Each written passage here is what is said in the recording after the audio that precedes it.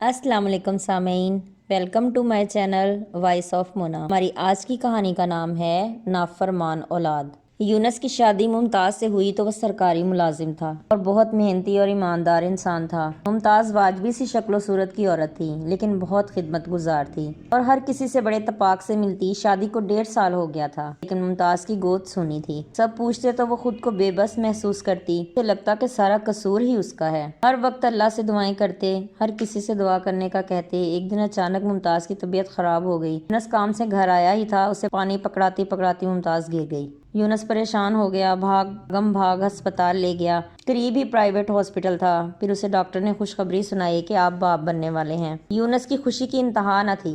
اس نے خود مٹھائی لا کے سب کو بانٹی۔ ڈاکٹر نے ممتاز کو زیادہ سے زیادہ آرام کرنے کا مشورہ دیا۔ یونس نے نوکرانی رکھ لی اور ممتاز کا بہت زیادہ خیال رکھنے لگا۔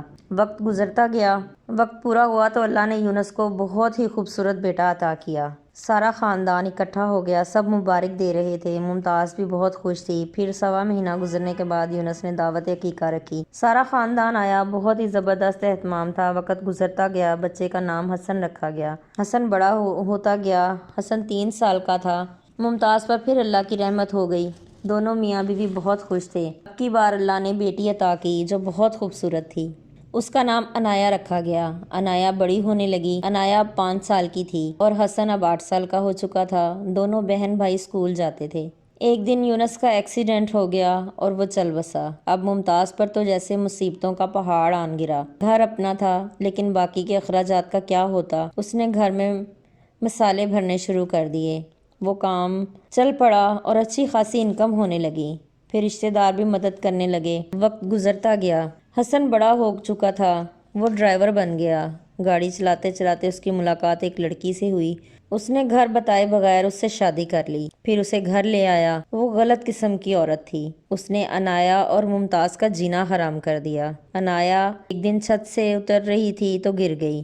اس کے سر میں ایسی چوٹ لگی کہ اس کا ذہنی توازن بگڑ گیا۔ حسن اسے پاگل خانے داخل کروا آیا۔ ماں کا بھی ذہنی توازن بگڑ گیا۔ اس نے بھائی کے گھر چھوڑ دیا۔ حسن اور اس کی بیوی نے گھر پر قبضہ کر لیا۔ سارا محلہ باتیں کرتا کہ کس قدر نافرمان بچہ ہے۔ ایک دن حسن کا بھی ایکسیڈنٹ ہو گیا۔ اس کی ٹانگ ٹوٹ گئی۔ بیوی بھی چھوڑ کر بھاگ گئی۔ اسے سنبھالنے والا کوئی نہیں تھا۔